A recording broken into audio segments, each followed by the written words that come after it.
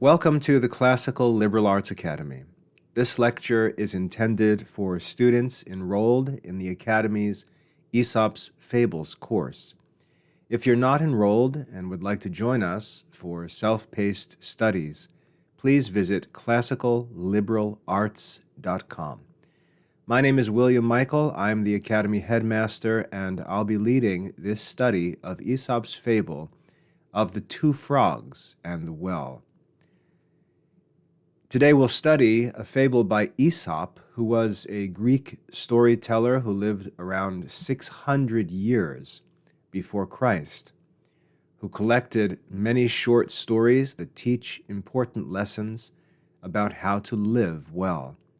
Aesop's fables are simple stories about animals that act like people, and they were written to help both children and adults learn about good and bad choices in life.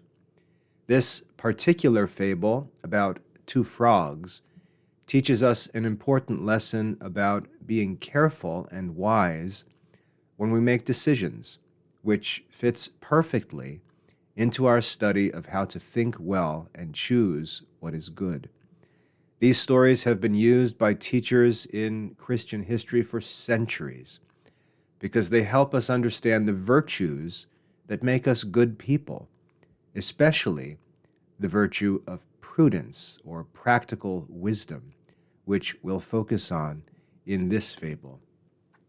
Before we begin, let's take a moment and commit our time to the Lord and ask for His blessings upon our studies. Let us pray. Lord our God, in your wisdom and love, you surround us with the mysteries of the universe. Send your Spirit upon us and fill us with your wisdom and blessings. Grant that we may devote ourselves to our studies and draw ever closer to you, the source of all knowledge. We ask this through Christ our Lord. Amen. Since this fable is relatively short, we'll read it together here in this lecture. So let's read Aesop's Fable of the Two Frogs. One hot summer, the lake in which two frogs lived was completely dried up, and they were obliged to set off in search of water elsewhere.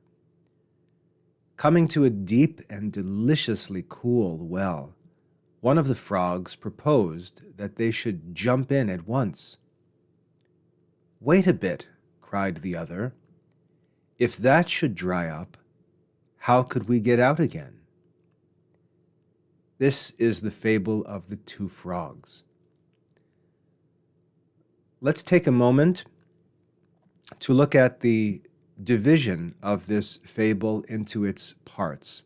We can divide it into 5 different parts, which show us the structure of Aesop's fables and helps us to understand and interpret the fable, as we'll do in a minute. The first part begins with the opening line. We read, "One hot summer, the lake in which two frogs lived was completely dried up." This first part reveals to us the problem to be addressed in this fable. Part 2 tells us about the search that the frogs conduct. We read, "They were obliged to set off in search of water elsewhere." This shows us that the frogs must do something to solve their problem. Then we move to what appears to be a discovery of a solution in the third part. We read, "Coming to a deep and deliciously cool well." We then read, "One of the frogs proposed that they should jump in at once," and this is the fourth part of the fable. This shows us one way of thinking about the solution, to act quickly.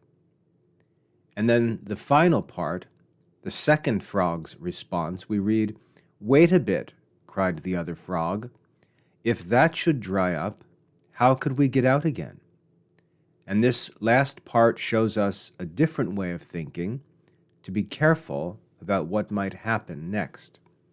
So this fable shows us 2 different approaches to solving problems. One where one acts quickly with little thinking, and the other, one who takes his time and thinks carefully.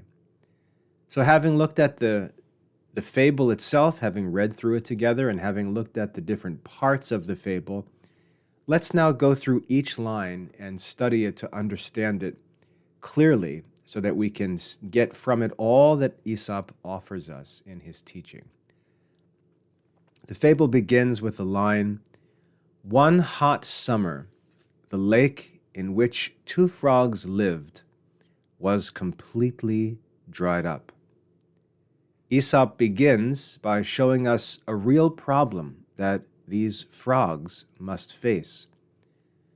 The lake drying up represents the difficulties and challenges that come into our lives. Just as the frogs cannot control the weather or the drought, we often face problems that are not our fault, not in our control. This teaches us that life includes hardships that we must learn to handle wisely.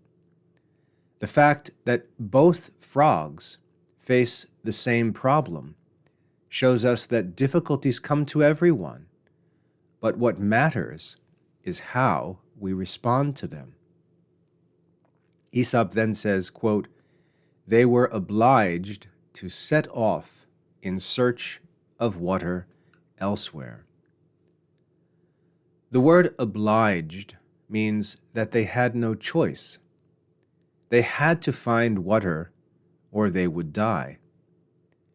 This shows us that when we face serious problems, we can't simply ignore them or hope they will go away. We must take action. However, the important question is what kind of action we should take. The frogs show us that it's right and necessary to work to solve our problems. But we must be wise about how we do this. We then read that the frogs come to a deep and deliciously cool well. They find what appears to be the perfect solution to their problem. A deep and deliciously cool well. What could possibly be better? The well is described as deep and deliciously cool, which means that it seems to have plenty of good water. This represents how sometimes we find things that look like they will solve all our problems and make us happy. The word deliciously shows us that the water looks very appealing and desirable. But Aesop's teaching us an important lesson here. He's teaching us that things are not always as good as they first appear, and we must be careful not to be fooled by what looks good on the surface. We then read that one of the frogs proposed that they should jump in at once. This first frog shows us what it means to act without thinking carefully.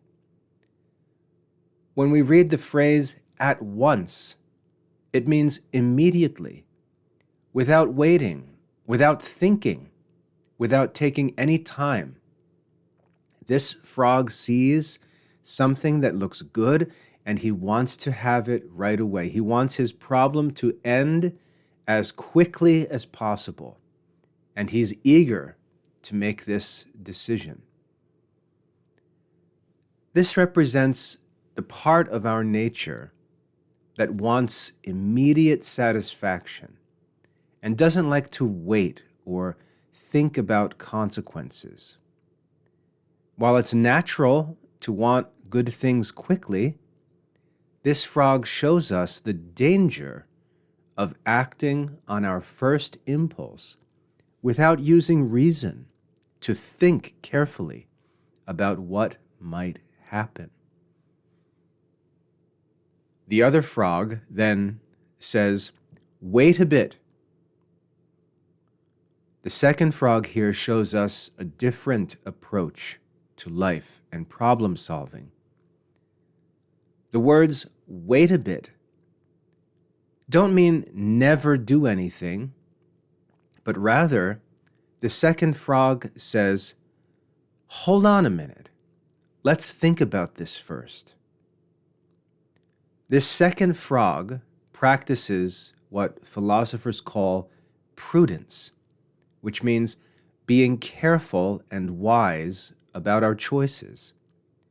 Prudence is one of the most important virtues because it helps us to use our minds to choose what is truly good for us, not just what seems good at first glance. When we read that the second frog cried, wait a bit, the word cried shows us that this frog feels strongly about the importance of being careful and saw his friend about to make a bad decision. Aesop then writes, if that should dry up, if this well should dry up, how could we get out again? This question from the second frog shows us what practical wisdom looks like. This prudent frog thinks about the future and asks, what will happen if things change? This is exactly what our minds are supposed to do, to think ahead and consider different possibilities.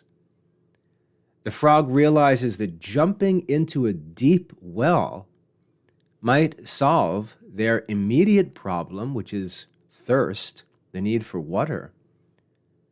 But it could create a much bigger problem if they become trapped in that well.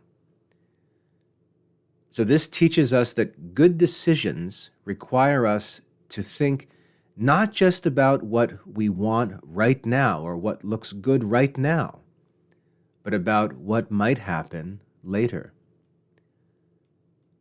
The question the second frog asks, how could we get out again, shows us that prudence involves thinking about escape routes and backup plans. A wise person always considers not just how to get into a situation, but how to get out of it if things go wrong. This is why parents and teachers often ask children to think before they act, because our choices have consequences that we need to consider. This fable teaches us about the virtue of prudence. St. Thomas Aquinas explained that prudence is the virtue that helps us deliberate well about what is good for our whole life.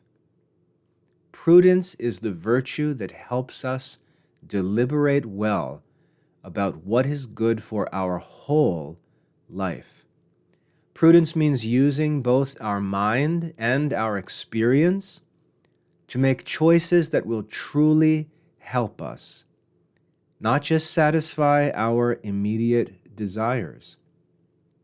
The first frog represents the part of us that acts on impulse and emotion, while the second frog represents the part of us that uses reason and careful thought. The moral lesson in this fable is that we should not rush into decisions, especially important ones, without thinking carefully about the consequences. This doesn't mean that we should never take any risks or that we should be afraid of everything. It means that we should use the gift of reason that God has given us to think through our choices and choose what is truly good. In our daily lives, this might mean thinking carefully before we speak when we're angry, or considering the consequences before we do something that might get us into trouble, or asking for advice from wise people before we make important decisions.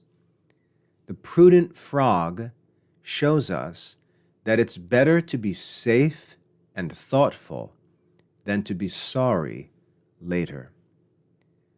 So this gives us a good understanding of Aesop's fable of the two frogs.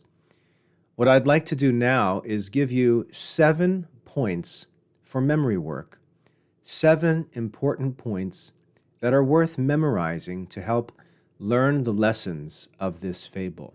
I'll read each one of them. Number 1, prudence is the virtue that helps us think carefully before we act. Prudence is the virtue that helps us think carefully before we act. Number 2, a wise person considers what might happen in the future, not just what they want right now. A wise person considers what might happen in the future, not just what they want right now. Number 3, good decisions require us to use our minds to think about consequences. Good decisions require us to use our minds to think about consequences. Number 4, it's better to wait and think than to rush and be sorry later. It's better to wait and think than to rush and be sorry later. Number 5, problems in life require action, but our actions should be guided by careful thought. Problems in life require action, but our actions should be guided by careful thought. Number 6, things that look good at first might not be good for us in the long run. Things that look good at first might not be good for us in the long run. And number 7, a prudent person always thinks about how to get out of a situation before getting into it. A prudent person always thinks about how to get out of a situation before getting into it. So in this lesson, we've studied Aesop's fable of the two frogs in the well. We've discussed the virtue of prudence, the importance of thinking before acting, considering consequences, and using our reason to make wise choices. Now it's time for you to reread and study the lesson for yourself. Develop your understanding of the lesson and demonstrate your understanding through the graded lesson assessments that are provided in the course. If you have any questions about this fable or need any help, please visit the Academy Help Center at classicalliberal.com/support. Once again, my name is William Michael. I'm the headmaster of the Classical Liberal Arts Academy, and I hope that this lesson has been helpful. God bless your studies.